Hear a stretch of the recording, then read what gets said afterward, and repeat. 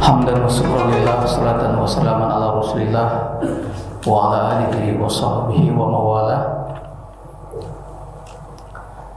Yang sama-sama kita hormati Bapak Kakanwil Pondok Jambi, Bapak Kepala Bagian Tata Usaha, Bapak Kabid Urusan Agama Islam, pejabat fungsional dan seluruh jemaah Masjid Al-Ikhlas yang dirahmati Allah Subhanahu wa taala.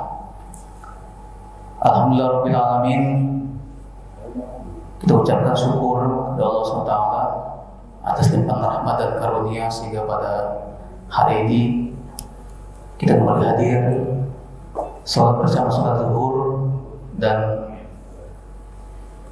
hadir untuk kembali mengikuti pengajian rutin kita selama bulan suci Ramadan. Dan insya Allah pada siang hari ini Hasan masalah sunnah akan masuk kepada pembahasan tentang sholat sunnah.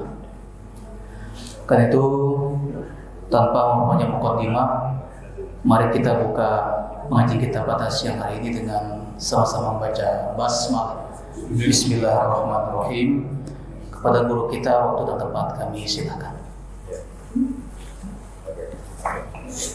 Assalamualaikum warahmatullahi wabarakatuh. Alhamdulillahirabbil alamin. Bihi nasta'in ala umuri dunya wad din. Wassalatu wassalamu ala asyrafil anbiya'i wal mursalin wa ala alihi wa sahbihi ajma'in. A'udzu billahi minasyaitonir rajim. Bismillahirrahmanirrahim. Wa'mur ahlaka bis-sholati wastabir 'alaiha. La nas'aluka rizqa nahnu narzuquk wal 'aqibatu littaqwa. Shadaqallahul azim. Bapak Kakanwil yang kami hormati, Bapak Kabak TU, teman-teman semua jemaah Masjid Al-Ikhlas,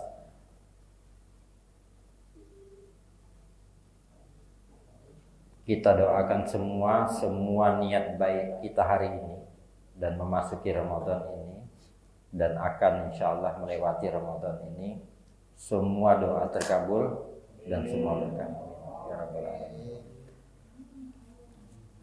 Bapak Ibu yang kami hormati, ada beberapa poin tentang sholat, masih panjang sebetulnya bahasannya, tapi ada poin yang melekat dengan bab sholat.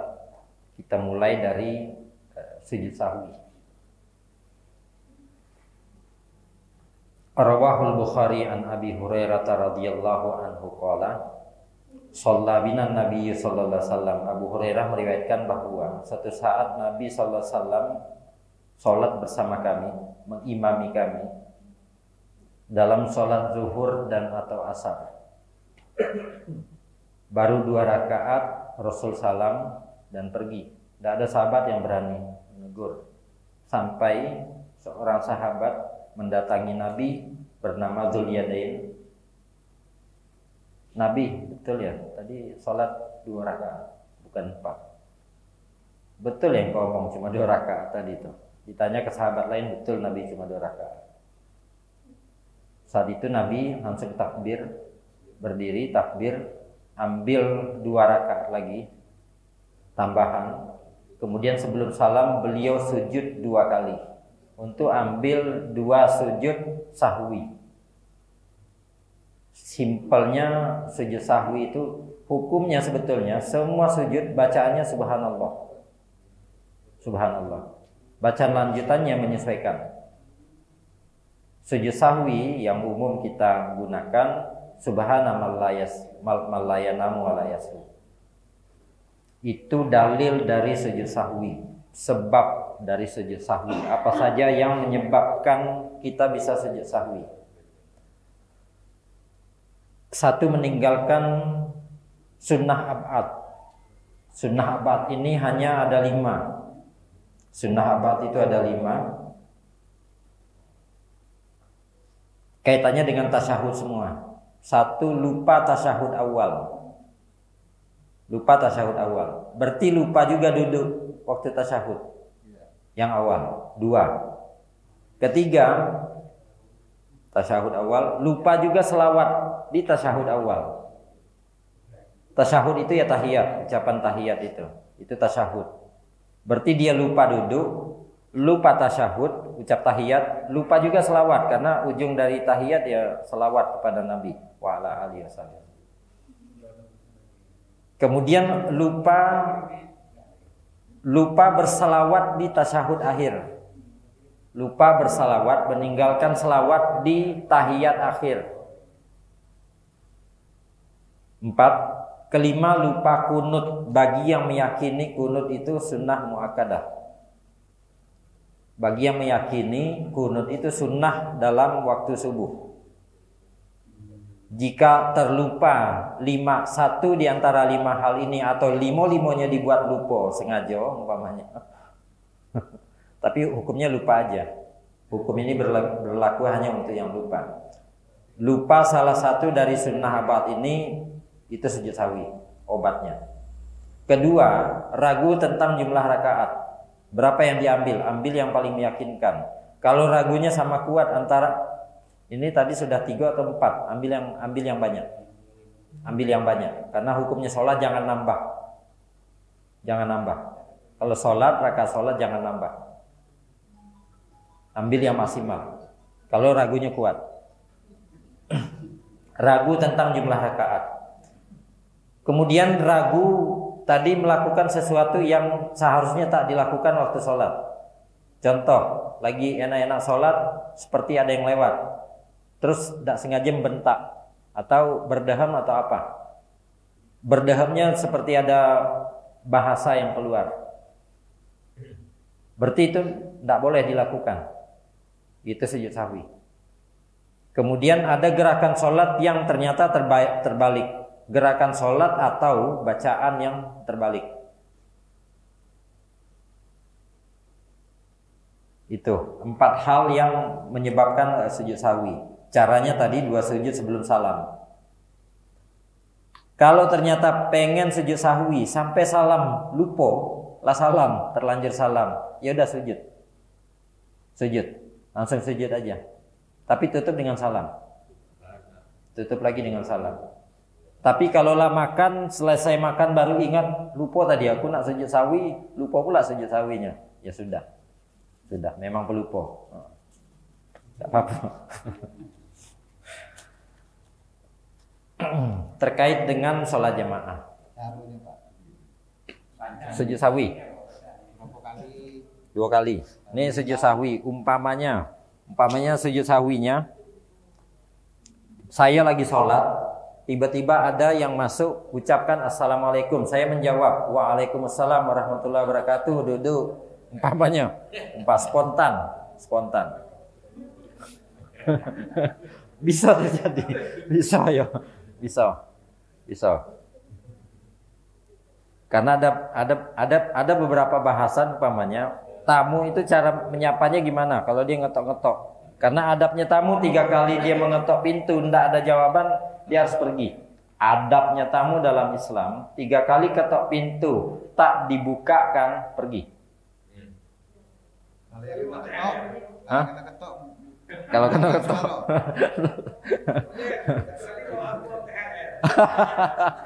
Kalau sekarang kan ada WA-nya.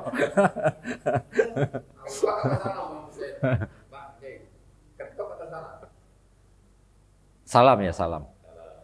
Tapi istiqnas itu hatta tastanisu, minta izin lah. Dalam ayatnya kan, hatta tastanisu. Tastanisu itu minta izin untuk pamit masuk. Maka diantara medianya ketok termasuk. Hatta tastanisu wa tusallimu ala aliha. Izin masuk dan mengucapkan salam 3 kali. Umpamanya ternyata spontan menjawab. Kalau dulu ada triknya, baca ayat yang sesuai, yang kira-kira ininya paham, oh ini maksudnya, atau mengeraskan suara waktu sholat. Mengeraskan suara. Ini spontan, tahu-tahu jawab waalaikumsalam, masuklah. Ayo. Ayo. Takut lewat ini barang nih. Bahaya. Jadi lupa, begitu lupa, ini sudah tahiyat, ini tahiyat akhir. Ini tahiyat akhir, lupa, diniatkan, sujud, selesai doa, a'udzubika min fitnatil mahya wal mamat wa min fitnatil masihid dajjal wa min fitnatil kubur wa minan nar wa min adzabin nar. Sujud. Subhana man la sujud, subhana man la yanamu wa la yasu, subhana man la yanamu wa la yasu, subhana man la yanamu wa la yasu. Duduk. Boleh kalau blank. Hukum sujud itu doanya subhanallah. Tasbih itu ikrar keterbatasan diri kita di hadapan Allah, itu tasbih. Tidak apa-apa. Tiga itu untuk penguat. Tidak apa-apa, sama dengan wudhu yang 3 kali apa, sama mirip itu. Dilanjut ke sujud kedua. Boleh pakai doa singkat, boleh duduk begini aja, udah tenang langsung sujud lagi. Subhana man la yanamu wa la yasu, subhana man la yanamu wa la yasu, subhana man la yanamu wa la yasu. Duduk, langsung salam. Assalamualaikum warahmatullahi wabarakatuh. Assalamualaikum warahmatullahi wabarakatuh. Enggak pakai wabarakatuh. Tidak boleh cepat-cepat. Kalau saya kebiasaan. Tidak sampai kalau salam sholat itu tidak riwayat resmi, riwayatnya tak sampai wabarakatuh. Assalamualaikum warahmatullahi. Assalamualaikum warahmatullahi. Tidak pakai wabarakatuh ya? Tidak pakai. Tapi beberapa mungkin ada terdengar yang pakai wabarakatuh. Tapi tidak ada dalil yang melarang. Agama itu harus clear. Tidak ada yang memerintah, tapi tidak ada yang melarang. Clear. Jadi akhirnya yang tidak sampai situ ya model itu. Bab imamah. Lain kepean.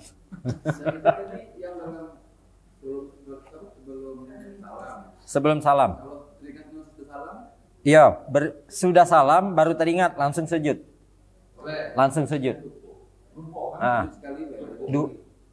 Dua kali. Syafi'iyah tetap 2 kali. Yang Syafi'iyah tetap 2 kali. Ikut. Makmum ikut ya.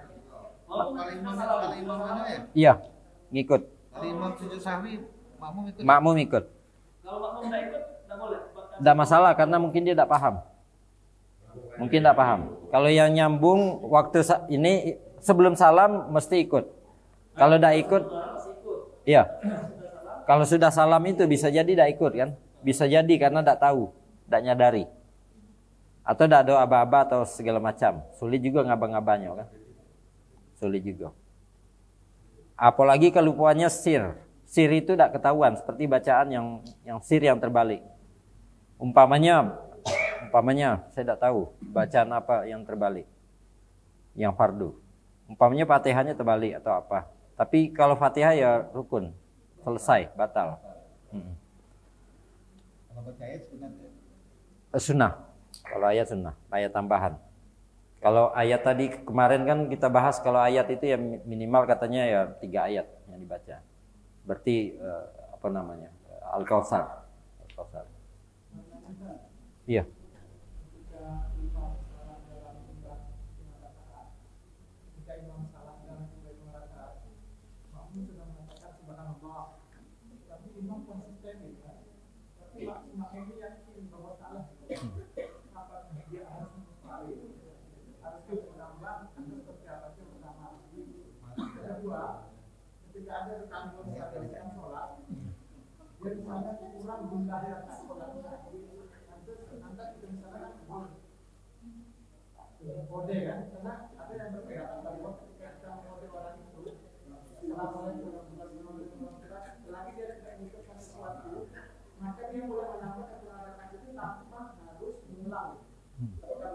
Betul. Kalau yang nambah tadi betul, karena itu di praktek Nabi. Dia sudah salam, suruh tambah 1 langsung tegak. Atau dia teringat, kurang sekok dan yakin betul, langsung aja tegak. Atau terlebih sholatnya, kalau terlebih ya udah langsung sujud sahwi. Kalau bab tadi poin antara makmum dengan imam dan makmum, posisi makmum itu wajib sama dengan tamu terhadap tuan rumah. Apa kata tuan rumah wajib ikut? Nah, tugasnya makmum hanya ingatkan, dan mengingatkan makmum cukup subhanallah. Subhanallah. Batas 3 kali sudah. Masih berlanjut, sudah lanjut. Iya, ikut imam. Iya.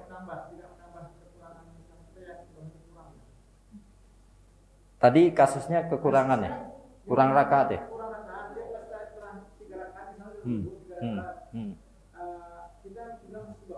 Iya. Iya. Ikut imam. Ya, untuk meyakinkan ia ada. Untuk meyakinkan diri ia ada. Karena apa ya? Tatanan dalam Islam itu tatanan sosial wajib dijaga.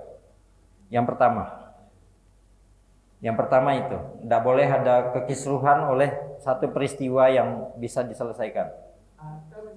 Setelah dia selesai sholat, ternyata kita berhenti tiga nih, tapi kurang satu rakaat.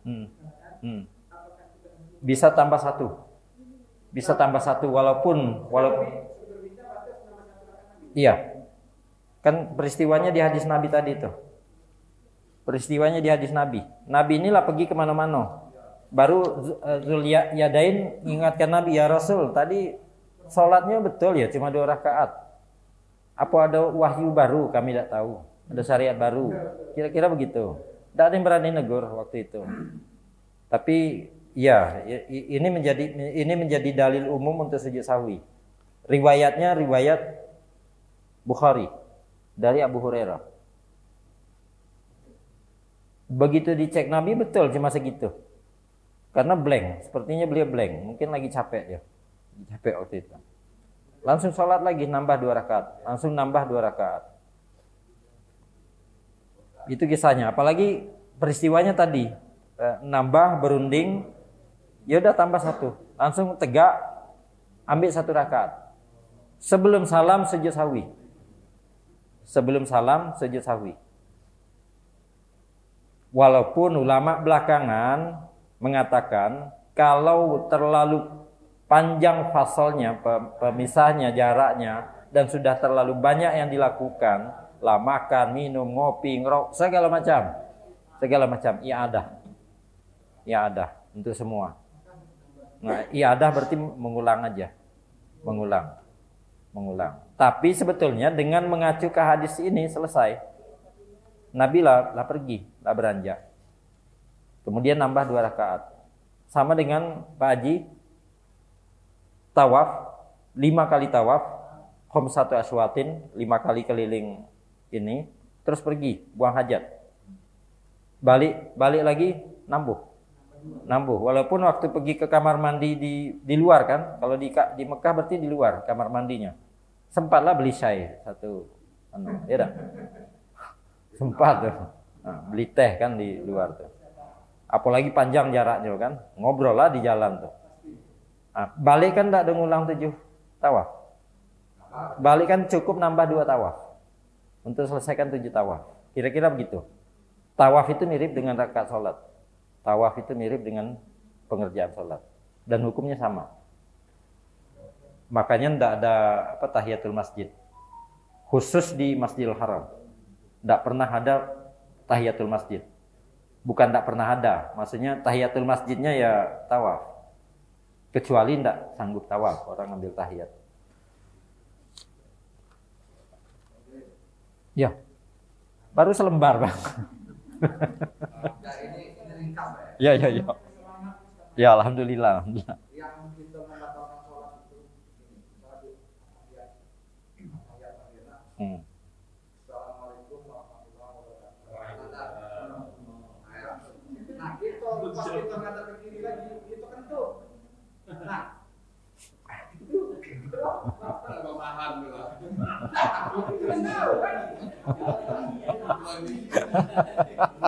Mati gitu.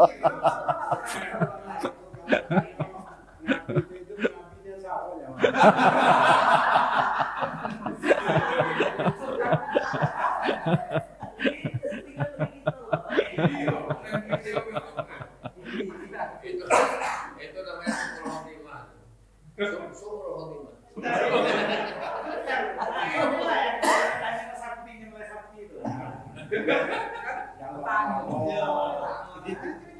Sebetulnya memang tanda selesainya sholat itu salam pertama. Selesai salam pertama, beralih, selesai sholat. Salam kedua sunnah. Salam kedua sunnah. Tapi apa jawaban dari tadi tidak berani jawabnya. Karena selalu barang itu kan ada pembukanya, Pak Haji. Tidak bisa jam berapa tadi itu. Persis detiknya kan tidak tahu gitu. Jangan-jangan sebelumnya lah nahan selama 5 menit. Jangan lah batal duluan.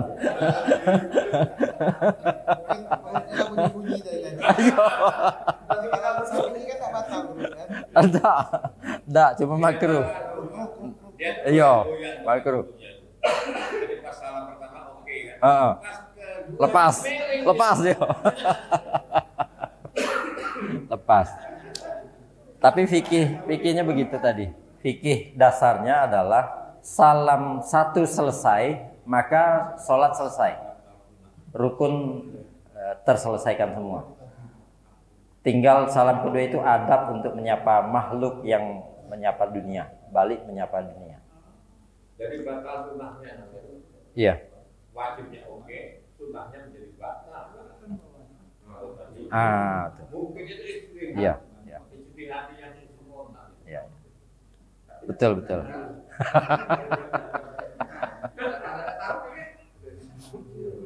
Oke.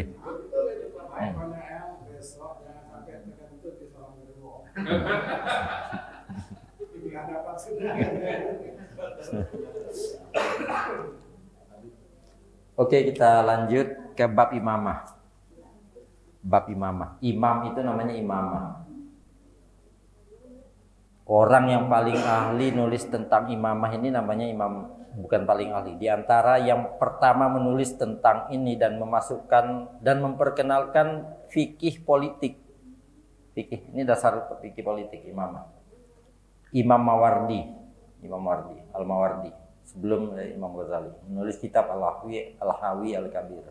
Kemarin kita kutip pendapatnya.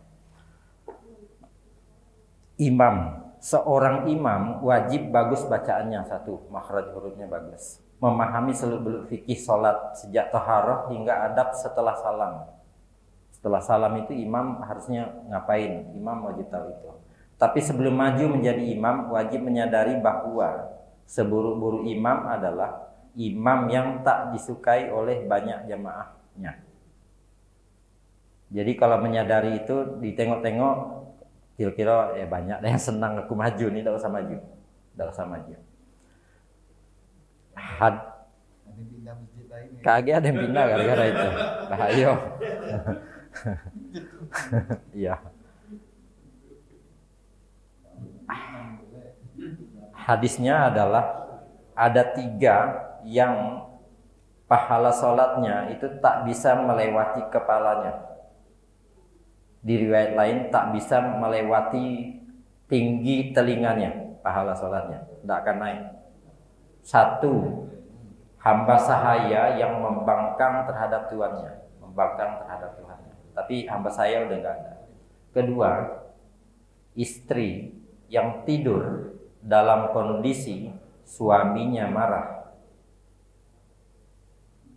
Istrinya yang salah atau sama-sama salah, dia tidur, laki masih dongkol, udah lewat pahala hari itu. Sampai kuping be, semua pahalanya. Yang ketiga, imamun amma kauman wahum lahu karihun. Dia maju menjadi imam terhadap satu jemaah yang banyak jemaah itu tidak suka dengan orang ini untuk menjadi imam. Itu pahalanya tidak lewat. Kemudian imam sebaiknya bukan muadzin. Muadzin sebaiknya tak menjadi imam sebaiknya. Kecuali tidak ada pilihan orang lain lagi.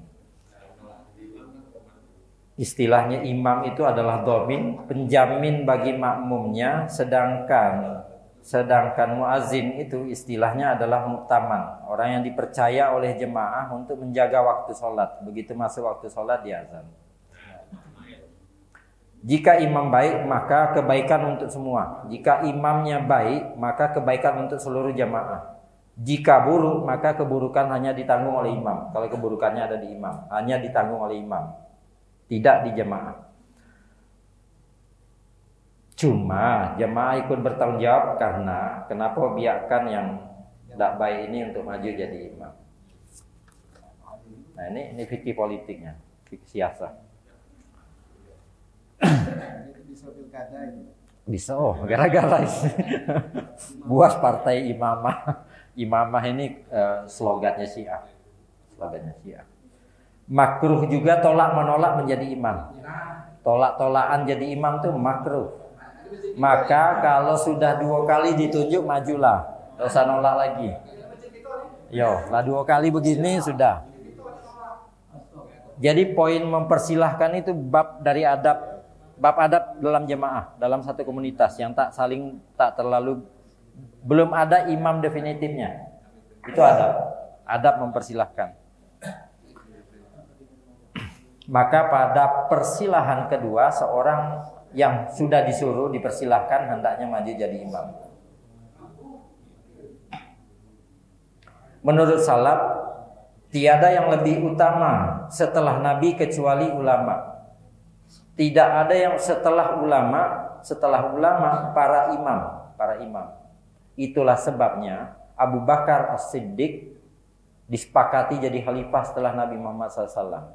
Karena dialah ulama dan dialah orang yang disuruh, didorong oleh Nabi SAW semasa hidupnya untuk jadi imam ketika Nabi sakit. Riwayatnya ada 2 sahabat yang ketika Nabi masih hidup itu mengimami Rasul. 2 orang. Satu Abdurrahman bin Auf. Abdurrahman bin Auf ini bikin Nabi masbuk. Menjadi dalil untuk salat masbuk. Kemudian yang kedua Abu Bakar. Sebelum takbir, sebelum takbiratul ihram, imam adabnya adalah taswiyatus sufuf, menyuruh jemaahnya untuk luruskan barisan, untuk rapikan barisan, sambil menengok kiri kanan, memastikan, ini bahasanya Imam Ghazali, memastikan bahu dengan bahu bersentuhan, mata kaki dengan mata kaki bersentuhan. Segitu rapatnya dalam aturan awalnya. Tapi dalam hadis Nabi juga saf itu menjadi linan li akhihi, buat nyaman saudaranya yang di samping. Buat nyaman itu kalau terdesak kan tak nyaman pergerakan. Apalagi yang pengen sujudnya mengepak. Disambung dengan la ilaha illallah wahdahu la syarikalah lahul mulku wa lahul hamdu yuhyi wa yumitu wa huwa ala kulli syai'in qadir. 3 kali, sedapatnya 10. Yang 10 itu setidaknya ditempatkan di maghrib dan subuh. Kalau bisa 10 di setiap sholat, ambil 10-10. La ilaha illallah, ini sering terbelit lidah mengucapkannya. Walaupun tiap hari kita ucap. La ilaha illallah wahdahu la syarika lahu lahul mulku wa lahul hamdu yuhyi wa yumitu wa huwa ala kulli syai'in qadir. Kita ini tradisi hafalnya kan karena terbiasa mendengar. Baik dicek tulisannya supaya tahu persis apa sebetulnya bacaan-bacaan itu.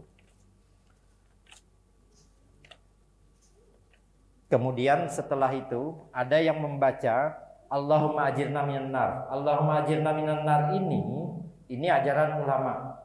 Ajaran ulama ucapkan itu. Ajaran nabinya ucapkan Allahumma ajirna minan nar dalam sehari semalam 10 kali. Bukan di waktu sholat. Saat hendak tidur, bangun tidur, atau diselipkan di salah satu sholat ucapkan 10. Tapi oleh ulama kita Syafi'iyah diselipkannya di bacaan sholat dan menjadi kebiasaan kita di Indonesia. Ditambah dengan salimin ujungnya. Yang diajarkan Nabi 1 setelah sholat, wirid setelah sholat, 1 istighfar minimal 3 kali, La ilaha illallah wahdahu la syarikalah lahul mulku wa lahul hamdu wa ala kulli syai'in qadir. Ketiga, Allahumma la mani'a lima ataita wa la mu'tiya lima mana'ta wa la radda lima qadaita wa la yanfa'u dzal jaddu minkal jadd. Ini di Jambi dulu jadi tradisi betul. Tiap wirid pasti dipakai. Riwayatnya ini Nabi pakai ini setelah wirid atau ini menjadi doa i'tidal. Saking sebetulnya saktinya doa ini. Wirid ini sakti. Allahumma la mani'a lima ataita wa la mu'tiya lima mana'ta. Tuhan, kalau kau mau pasti terjadi. Kalau kau tidak mau tidak akan terjadi. Orang mau buruk terhadapku, kau tidak mau tidak akan terjadi. Orang mau baik terhadapku tapi kau tak mau tidak akan terjadi. Allahumma la mani'a lima ataita wa la mu'tiya lima mana'ta wa la radda lima qadaita wa la yanfa'u dzal jaddi minkal jadd. Kemuliaan apapun yang menghampiriku dan menggodaku tidak akan ada manfaatnya kalau engkau tak berkenan. Kemuliaan apapun, maka tidak usah kejar kemuliaan di dunia. Itu makna wiridnya. Baru setelah itu Allahumma antas salam. Itu penutup wirid sunnah.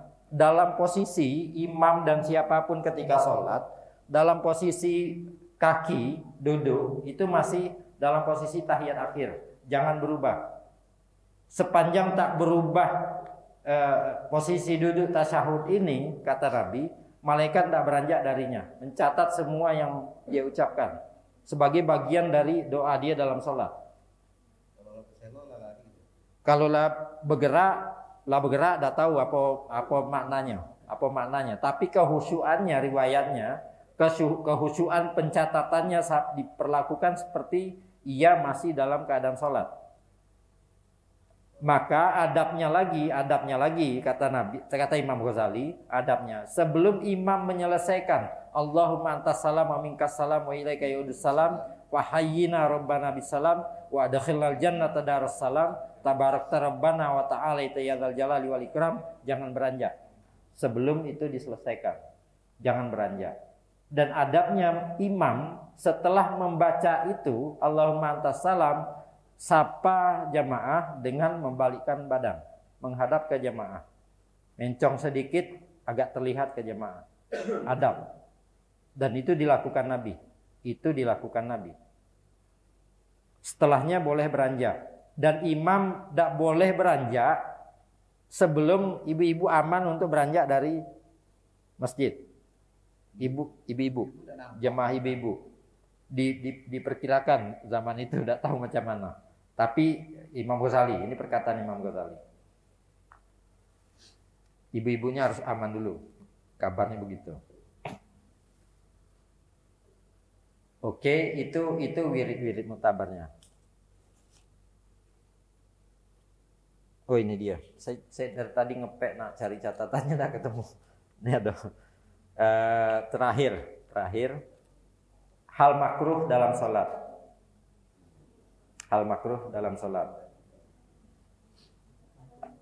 Menoleh, tidak usyuk. Menolehkan pandangan, satu. Menoleh ke atas, mendongak ke atas, itu makruh. Meremas rambut kepala. Meremas. Membunyikan ujung tangan, jari-jari. Saat sholat dan di masjid dimakruhkan. Sudah menyiapkan makanan, siap nak makan, tiba-tiba tinggalin pergi sholat. Kalau lah nak makan ya selesaikan makan. Ninggali makanan itu makruh. Karena hakikatnya makan itu hidangan Allah. Ya makan. Hakikatnya makanan itu hidangan Allah. Oke, kelima, menahan kencing dan itu tadi, menahan itu. Nah, iya. Kemudian sholat di tempat yang tak nyaman. Oke, demikian Bapak Ibu. Sebetulnya ini ada tentang rawatib. Kami kira sudah hafal ya, tak? Rawatib sudah hafal. Ini yang harus dijaga, 2 rakaat sebelum subuh. Nah ini bahas sedikit tentang rawatib subuh. Oh iya. Oke. Sholat sunnah subuh itu dimulainya dari terbit fajar shadiq. Dari waktu subuh masuk, mulai dari situ sampai terbitnya matahari, itu waktunya sholat sunnah subuh. Saat disebut sholat sunnah qobliyah, walaupun tempatnya qobliyah, tapi tempatnya qobliyah jika orang datang masjid. Ini kemarin kita bahas dengan Pak Haji Duman karena kasus beliau sayang dengan sholat sunnahnya yang tertinggal. Ternyata dapat referensi bahwa kalau terdesak, tidak ada waktu lagi untuk sholat sunnah subuh, datang ke masjid, orang sudah jemaah, maka hukumnya wajib ikut di jemaah, wajib ikut. Selesai sholat subuh, matahari belum terbit, berarti masih ada waktu subuh, berdiri sholat sunnah saja, berdiri. Menurut Imam Syafi'i ini bukan qadha, ini bukan qadha. Yang menyatakan ini qadha itu Malikiyah. Satu waktu ya. Sah. Maksudnya kalau itu setelah terbit fajar. Oh, setelah terbit fajar. Kalau Syafi'iyah kalau lewat ya sudah. Kalau Syafi'iyah. Kalau Malikiyah ya. Demikian tadi yang Pak Wajib tadi, alhamdulillah dapat ilmu karena beliau ada kasus juga kemarin dan menunjukkan beberapa referensi dan ternyata ketemu referensi sederhana ternyata karena kuncinya adalah waktu. Tapi ini tidak berlaku di tempat lain. Zuhur sebelumnya 4, kemudian sesudahnya 2. Sebelum asar ambil 2, kemudian sebelum maghrib walaupun bukan rawatib 2. Sesudahnya 2. Tapi sesudah maghrib itu ada 6 rakaat sholat awamil. Kemudian ba'diyah isya, kemudian ba'da isya. Tadi kami baru buka YouTube channelnya Syekh Dudi dari Kuwait. Sedapatnya sholat sehari semalam itu lengkapilah hajat awal sholat itu 50 rakaat. 17 rakaat yang fardu. Kemudian ditambah dengan rawatib yang muakkad itu ada nanti saya buat biasa. 8 ambil di duha sudah 25. Kemudian tahajud ambil 11, tahajud dan witir 11. Tambah dengan rawatib tadi itu. Oke.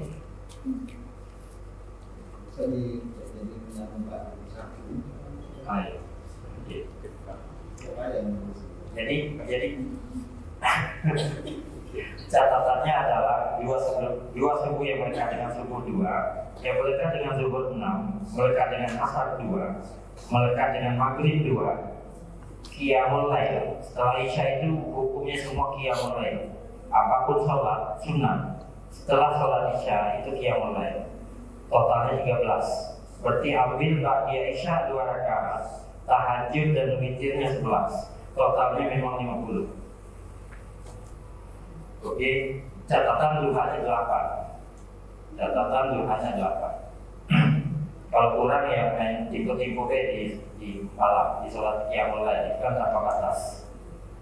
Qiyamul lail itu tanpa batas. Rakaatnya mau berapa? Kemudian sholat sunnah yang lain, sholat sunnah. Witir yang sedang kita ini sekarang. Tarawih itu ada yang 11, ada yang 23, ada yang 36, ada yang 40 sampai 49. Tarawih, sholat tarawih, dan itu diambil oleh para imam. Kita ambil yang sedang 23. Terkait dengan sholat tawabil tadi kan, sholat tawabil itu ada berpendapat bahwa sholat tawabil itu boleh disatukan dengan sholat pada maghrib.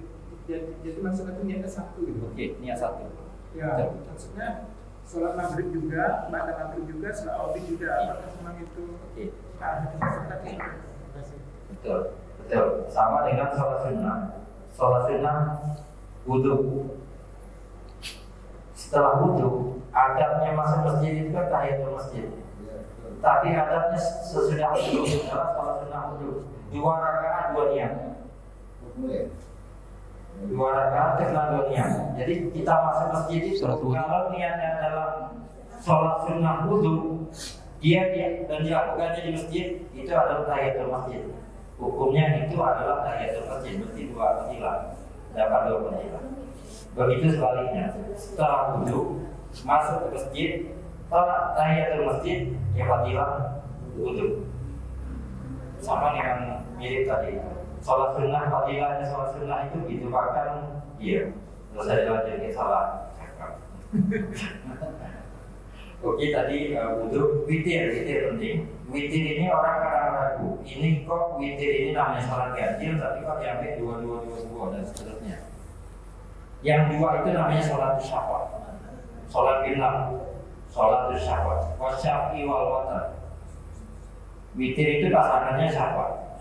Maka Imam Ghazali katakan dan Syafi'iyah, ya boleh niatnya pasangan dari sholat witir yang 3 rakaat kita biasa lakukan 2 plus 1 saat 2 niatnya adalah sholat sunnah syafaq. Tapi kan yang ini tidak familiar kita ucapkan, maka disarankan seperti yang sering kita gunakan, rakaat ini minal witir. Selesai. Itu tentang witir.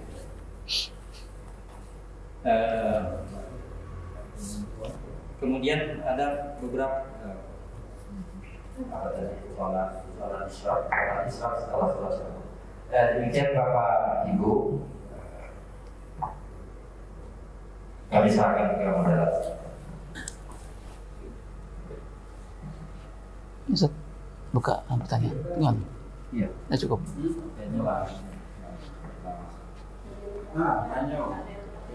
Baik, Bapak Ibu jemaah, silakan, mungkin masih ada yang bertanya. Silakan. Makan itu kan membatalkan sholat. Maka ada sisa makanan sebesar 1 butir beras, 1 butir nasi itu tertelan. Apakah itu membatalkan sholat? Jika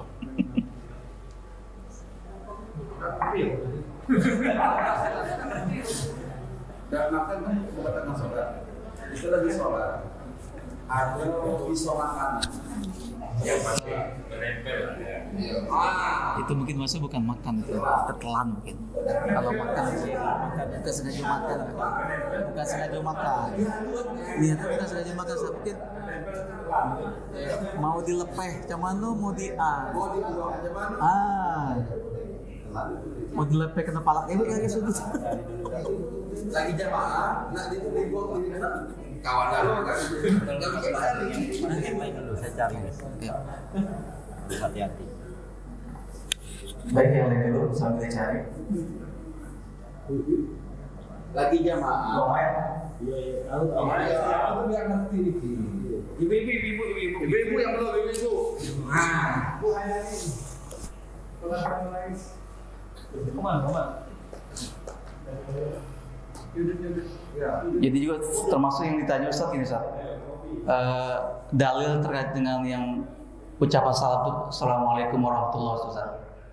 Karena dulu zaman-zaman masih madrasah di Perumnas Kota Baru itu pernah bertanya gitu, kenapa Ustaz Assalamualaikum warahmatullahi wabarakatuh? Kalau wabarakatuh kamu dikira ceramah, ada yang nyalap Waalaikumsalam warahmatullahi wabarakatuh, Ustaz. Karena kalau masuk rumah kan Assalamualaikum, Waalaikumsalam gitu kan. Kalau kita pakai wabarakatuh itu kata Ustadz itu, ingat saya Pak Suhaidi mantan KUA kita, itu mungkin apa guyon apa jawabnya kan. Kalau lengkap pakai jawab orang, Waalaikumsalam warahmatullahi wabarakatuh kata Ustaz. Rahasianya. Dalil Ustaz. Kenapa sampai warahmatullahi begitu? Nah itu. Iya. Dua-duanya susah dijawab. Karena tidak ada nasnya yang jelas. Ini semua bacaan dalam sholat ini kan ada hadisnya. Kenapa ulama berbeda pendapat dan begitu banyak sekali pendapat. Mulai dari toharoh kemarin, najis, wudhu, tayamum, mandi dan seterusnya, sampai poin sholat itu terbatas sekali kitab untuk membahas semua itu. Karena semuanya wajib dengan dalil. Dan dalil tidak disepakati, itu masalahnya. kebetulan poin assalamualaikum itu yang nasnya sahih ada dalam hadis-hadis yang sahih, ucapannya cuma batas assalamualaikum warahmatullah. Saya tidak ketemu ada yang sampai wabarakatuh. Saya tidak ketemu. Jadi itu rumitnya kajian fikih ini. Karena fikih itu mengandaikan satu, orang hafal Quran dan tafsir. Mana ayat-ayat hukum dia harus paham. Kedua, hafal tahu ilmu hadis. Ilmu hadis itu yang kita tahu langsung sahih, hasan, dhaif. Hanya 3 level. Padahal sebelum pembahasan tentang sahih dhaif ada pembahasan tentang hadis ini mutawatir atau ahad. Ada hadis mutawatir masuk ahad. Itu kuantitas perawi. Jadi jelimet sekali. Baru setelah itu ada pembahasan tentang sahih. Kalau sahih itu yang mana? 5 kriteria harus penuh. Baru turun ke dhaif. Dhaif selama ini kita pukul rata. Ternyata dhaif itu ada hanya karena perawinya silap kata hingga berbeda dengan perawi yang lain menjadi dhaif hadisnya. Tapi ada juga yang dhaif dia berhukum maudhu. Memang karangan, memang dikarang, hadisnya dikarang. Itu ditempatkan satu tempat. Terkait dengan tadi termakan, itu sama dengan sikat gigi pakai odol yang mungkin ada rasa-rasa pedas. Kadang yang di tenggorokan, lagi sholat kecil lagi. Puasa nekat sikat gigi pakai odol yang kencang minyak di tenggorokan terasa. Sama dengan sholat. Apalagi makanan tertelan pula. Alhamdulillah ini dapat ini di Hanawawi al-Majmu' kita Majmu'. Syariah ini terkenal hati-hatinya dalam berfikih, tapi juga terkenal juga dengan toleransinya terhadap kesalahan-kesalahan yang manusiawi. Simpulnya kalau dikit makul, tidak dimakan apa-apa. Kecuali memang makannya. Itu yang kami ragu tadi. Kalau misalnya sama kanan, Sama kanan. itu kita lidah, apa gitu ya? Iya. Ketelan gitu. Iya, jangan diterusi, jangan diterusi itu. Betul tuh. Kalau itu tak ada aktivitas makan mengeluarkan, ada aktivitas dilakukan. Nah, betul. Jangan dilanjut, sudah langsung maju deh, langsung lanjut. Karena yang muskil itu bukan cuma bekas makanan yang termasuk, bahkan bekas minuman dan apa namanya pasta gigi. Itu kan berapa ya?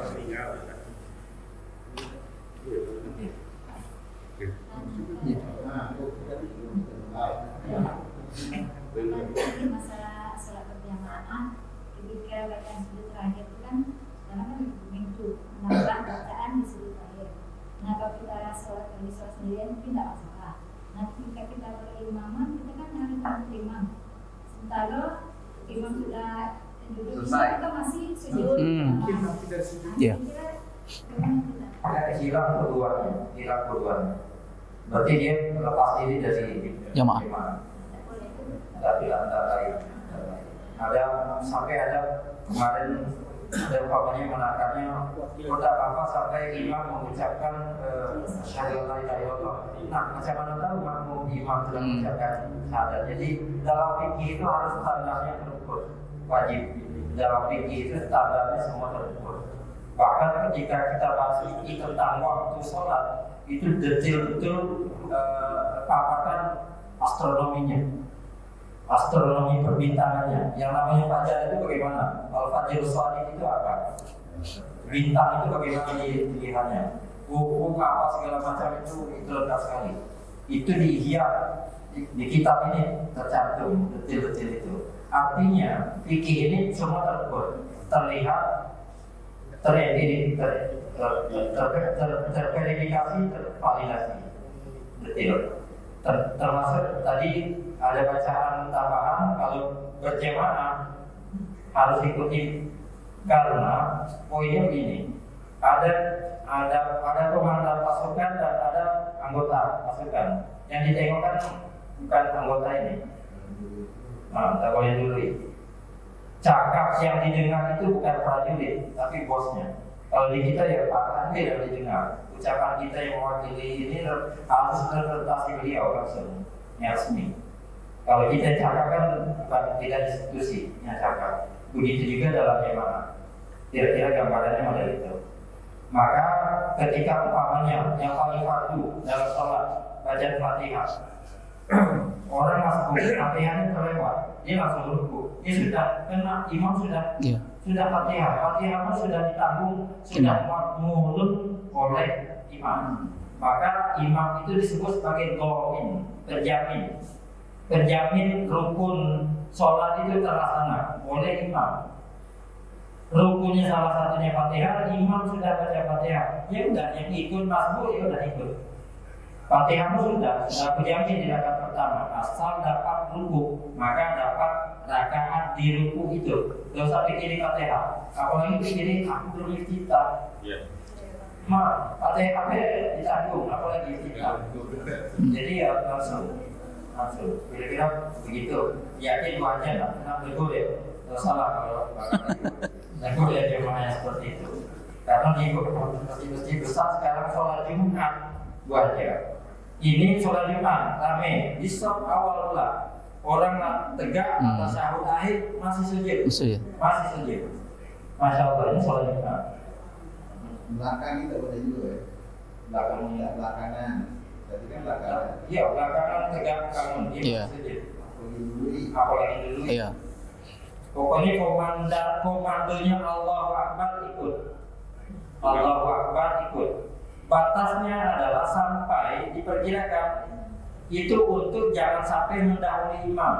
Supaya Allahu Akbar saat dia bangun dari tasyahud, bangun berdiri, dia boleh tunak sujud untuk meyakini imam memang dalam posisi tegak sampai ekornya suara imam Allahu Akbar, gaungnya itu sudah hilang, baru dia tegak. Kira-kira begitu. Allahu Akbar, baru dia tegak. Untuk meyakinkan imam memang sudah tegak. Lebih dari itu, tidak baik. Ya. Boleh. Jangan lagi. Sudah ya. Sudah. Yang maju solim, itu lagi. Lagi. Sholat kifarat. Jadi kemarin ada juga bahasan tentang sholat kifarat, sholat fidyah, membayar hutang. Ini kami membacakan sedikit. Ternyata fenomenal. Ini banyak ditanyakan di situs-situs resmi organisasi Islaman di Muhammadiyah, itu ditanyakan. Dan umpamanya sholat fidyah, ada orang meninggal saking sayang dengan orang tua, dengan keluarga, diperkirakan banyak sholatnya tinggal digantikan dengan sholat orang lain atau dibayarkan. Dan ternyata ada referensinya, ada banyak sekali katanya beberapa ulama melakukan itu dan ulama-ulama salaf yang melakukan itu. Cuma hukum dasarnya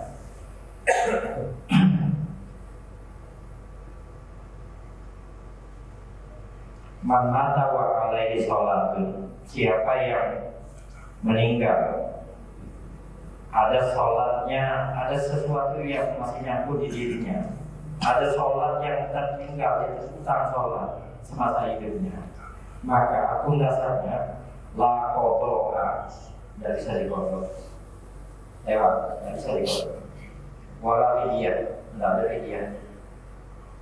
fidyah, hukum dasarnya.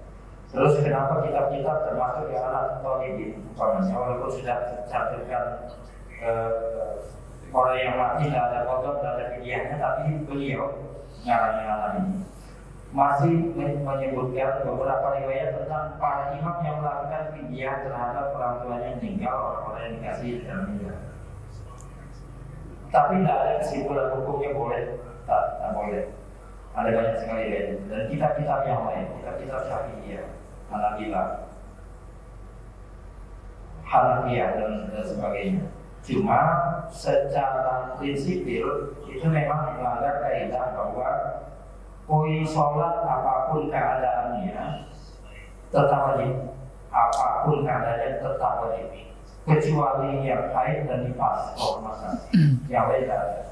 Mau sesakit apapun tetap sholat sampai hilang akal. Jadi kalau mau tidak sholat, tidak mau lepas dari kewajiban itu ya hilang akal. Kira-kira begitu. Maka kalau sudah ini mau qadha mau fidyah terkait dengan lalu bagaimana para ulama Malikiyah, Hanafiyah, Syafi'iyah, Hanabilah melakukan itu, ulama-ulamanya melakukan itu sama dengan kita di Indonesia 6 orang tahlilan, orang tua meninggal, ayo makan-makan, memberi makan. Dalam bahasa agama itu mirip-mirip dengan fidyah karena menggantikan sesuatu dengan fidyah dan mengharapkan orang-orang sedekah. Sudah itu tabarrukan. Semua yang dilakukan ulama itu adalah tabarrukan. Tabarrukan itu di bahasa kita ya selamatan. Selamatan. Kebetulan ada rezeki yang beri orang makan, ada orang makan sama-sama karena ada rezeki. Itu poin fidyah. Kemudian kifarah, ternyata ada matan hadis yang diedarkan, dianggap itu hadis, dikatakan itu hadis, keren hadisnya. Pengajian yang kami hormati, mari kita tutup pengajian pagi siang ini dengan membaca doa kepada majlis. Subhanallah wa bihamdika asyhadu an la ilaha illa anta astaghfiruka wa atubu ilaik. Wallahu muwaffiq ila aqwamit thoriq. Assalamualaikum warahmatullahi wabarakatuh.